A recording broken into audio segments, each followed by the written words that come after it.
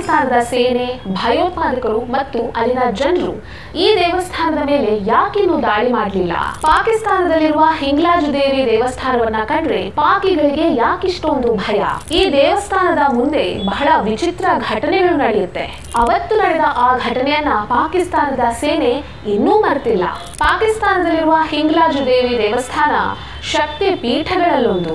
ಮುಂದೊಂದು ದಿನ ಈ ದೇವಿಯ ಶಕ್ತಿಯಿಂದಲೇ ಪಾಪಿ ಪಾಕಿಸ್ತಾನಿಗಳು ಪಾಕಿಸ್ತಾನವನ್ನೇ ಬಿಟ್ಟು ಓಡಿ ಹೋಗಬಹುದು. ನಮಸ್ಕಾರ. ಒಂದಾನೊಂದು ಕಾಲದಲ್ಲಿ ಭಾರತದ ಭೂಮಿಯೇ ಆಗಿದ್ದ ನೆಲ ಪಾಕಿಸ್ತಾನದಲ್ಲಿ ಹಿಂದೂ ದೇವಾಲಯಗಳು ಇರೋದ್ರ ಬಗ್ಗೆ ಯಾವುದೇ ರೀತಿಯ ಆಶ್ಚರ್ಯ ಇಲ್ಲ.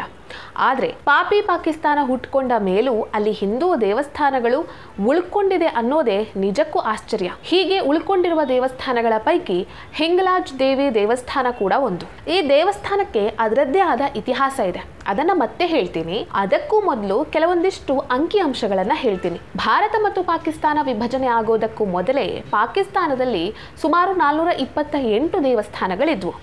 ಆದರೆ ಭಾರತ ಪಾಕಿಸ್ತಾನ ವಿಭಜನೆ ಆದಮೇಲೆ ಅಂದರೆ ಈಗ ಪಾಕಿಸ್ತಾನದಲ್ಲಿ ಇರುವಂಥ ದೇವಸ್ಥಾನಗಳು ಎಷ್ಟು ಅಂತ ಕೇಳಿದರೆ ಕೇವಲ 31 ಮಾತ್ರ. ಹೀಗೆ ಉಳ್ಕೊಂಡಿರುವಂತಹ ದೇವಸ್ಥಾನಗಳ ಪೈಕಿ ಹಿಂಗ್ಲಾಜ್ ದೇವಿ ದೇವಸ್ಥಾನ ಕೂಡ ಒಂದು.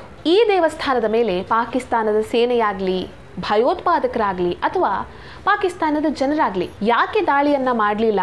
ಆ ದೇವಸ್ಥಾನ ಯಾಕೆ ಈಗಲೂ ಹಾಗೇ ಉಳ್ಕೊಂಡಿದೆ ಅನ್ನೋದ್ರ ಬಗ್ಗೆ ಸಾಕಷ್ಟು ಇಂಟ್ರೆಸ್ಟಿಂಗ್ ವಿಚಾರಗಳಿದೆ.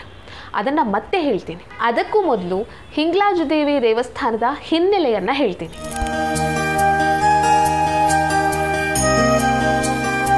ಹಿಂಗ್ಲಾಜ್ ದೇವಿ ದೇವಸ್ಥಾನ ಪಾಕಿಸ್ತಾನದ ಬಲೂಚಿಸ್ತಾನದ ಹಿಂಗ್ಲಾಜ್ ಅನ್ನುವಂಥ ಪ್ರದೇಶದಲ್ಲಿರುವಂತಹ ಒಂದು ದೇವಸ್ಥಾನ. ಇದನ್ನ ಶಕ್ತಿ ಪೀಠಗಳಲ್ಲಿ ಒಂದು ಅಂತ ಹೇಳಲಾಗುತ್ತೆ. ಸತೀ ದೇವಿಯ ತಲೆಯ ಭಾಗ ಬಿದ್ದ ಜಾಗ ಈ ದೇವಸ್ಥಾನ ಅಂತ ಹೇಳಲಾಗುತ್ತೆ. ಇಲ್ಲಿ ನೆಲೆಯಾಗಿರುವಂತಹ ದೇವಿಯನ್ನ ಹಿಂಗ್ಲಾಜ್ ಮಾತಾ ಅಂತ ಹೇಳಿ ಕರೀತಾರೆ. ಈ ದೇಗುಲದ ಬಗ್ಗೆ ಧರ್ಮಗ್ರಂಥಗಳಲ್ಲೂ ಕೂಡ ಸಾಕಷ್ಟು ಉಲ್ಲೇಖಗಳಿದೆ. ಪ್ರತಿ ವರ್ಷ ಇಲ್ಲಿ ಹಿಂಗ್ಲಾಜ್ ಯಾತ್ರೆ ನಡೆಯುತ್ತೆ. ಅದಕ್ಕೆ ಜಗತ್ತಿನ ಮೂಲೆ ಮೂಲೆಯಿಂದಲೂ ಸಾಕಷ್ಟು ಭಕ್ತರು ಆಗಮಿಸ್ತಾರೆ. ನವರಾತ್ರಿ ಸಮಯದಲ್ಲಂತೂ ಇಲ್ಲಿಗೆ ಸಾಕಷ್ಟು ಭಕ್ತರು ಆಗಮಿಸ್ತಾರೆ. ಇಲ್ಲಿಗೆ ಬರುವ ಭಕ್ತರಿಗೆ ಎಲ್ಲ ರೀತಿಯ ರಕ್ಷಣೆಯನ್ನೂ ಒದಗಿಸಲಾಗುತ್ತೆ. ಹಾಗಾದರೆ ಇಂಥದ್ದೊಂದು ದೇವಸ್ಥಾನ ಪಾಕ್ ಮತಾಂಧರ ಆಕ್ರಮಣಕ್ಕೆ ಒಳಗಾಗದೆ ಉಳ್ಕೊಂಡಿರೋದು ಹೇಗೆ ಅನ್ನುವ ವಿಚಾರವನ್ನ ಕೆದಕ್ತಾ ಹೋದ್ರೆ ಸಾಕಷ್ಟು ಕುತೂಹಲಕಾರಿ ಸಂಗತಿಗಳು ನಮಗೆ ಸಿಗ್ತಾ ಹೋಗುತ್ತೆ. ಆದರೆ ಈ ವಿಚಾರಗಳೆಲ್ಲ ಎಷ್ಟು ಅಥೆಂಟಿಕ್ ಅನ್ನೋದು ಗೊತ್ತಿಲ್ಲ. ಆದರೂ ಸಾಕಷ್ಟು ವರ್ಷಗಳಿಂದ ಈ ದೇವಸ್ಥಾನ ಪಾಕಿಸ್ತಾನದಲ್ಲಿ ಹೀಗೆ ಉಳ್ಕೊಂಡಿರೋದನ್ನ ನೋಡಿದ್ರೆ ಈ ಕಥೆಗಳೆಲ್ಲವೂ ನಿಜ ಅಂತಲೂ ಅನ್ಸುತ್ತೆ.